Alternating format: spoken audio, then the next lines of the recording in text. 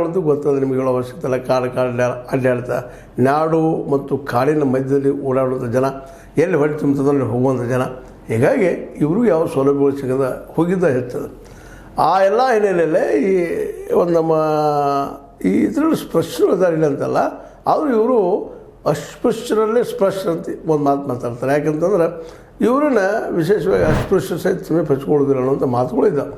ಪದ್ಧತಿಗಳು ಮತ್ತು ಸಂಪ್ರದಾಯಗಳು ಮನುಷ್ಯನನ್ನು ಈ ರೀತಿ ಮಾಡ್ತಾ ಅನ್ನೋದ್ರಲ್ಲಿ ಎರಡು ಮಾತಿಲ್ಲ. ಅದೇನೂ ಇರಲಿ.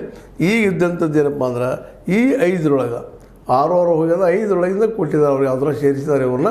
ಅವರು ಈಗೆಲ್ಲ 5ರಲ್ಲಿ ಇದ್ದಂಥ ಎಲ್ಲ ಜಡ್ಜರು ಉಳ್ಕೊಂಡು ಇನ್ನೊಮ್ಮೆ ಅದನ್ನು ಮಾಡಿಕೊಂಡು ಸರ್ಕಾರ ಇದ್ದಿದ್ದು ಇವ್ರಿಗೆ 1% ಬರ್ತದೋ ಏನೋ ಅದಕ್ಕೆ ಹೆಚ್ಚು ಬರ್ತದೋ ವಿಚಾರ ಮಾಡಿ ಇವ್ರಿಗೂ ಒಂದು ನೆಲೆ ಕೊಡುವಂಥದ್ದು. ಯಾಕಂದ್ರೆ ಇವೇನು ಹೇಳಿದ್ದಿಲ್ಲ ಈಗಾಗಲೇ ಬಂಜಾರ, ಅದು ಲಮಾಣಿ, ಒಂದು ಬೋಬಿ, ಕೊರಚ ಎಲ್ಲ ಸಮುದಾಯಗಳು ಇವು ಬಿದ್ದಿದ್ದು. ಇವ್ರನ್ನೂ ಏನು ಇವರು ಒಂದು ರೀತಿ ಅಸ್ಪೃಶ್ಯ ಇದ್ದಾರೆ ಇದ್ರಲ್ಲಿ ಮ್ಯಾಕ್ಸಿಮಮ್. ಆದರೂ ಒಂದಿಷ್ಟು ಎಕನಾಮಿಕಲಿ ಅನುಕೂಲ ಆದವರು, ಸಾಮಾಜಿಕವಾಗಿ ಮೇಲೆ ಇದ್ದಂಥವ್ರು ಒಂದಿಷ್ಟು ಸ್ಪೃಶ್ಯರು ಆಗ್ತಾಯಿದ್ದಾರೆ.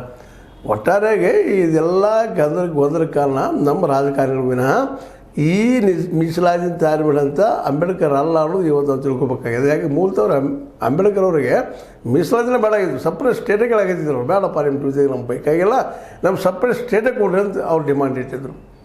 ಆದರೆ ಗಾಂಧೀಜಿ ಅವ್ರು ನನಗೆ ಬಂದ ಏನೇನೋ ಮಾಡಿ ಒಪ್ಪಿಸಿ ದೇಶ ಒಳ್ಳೇದು ಬೇಕಾಗಿ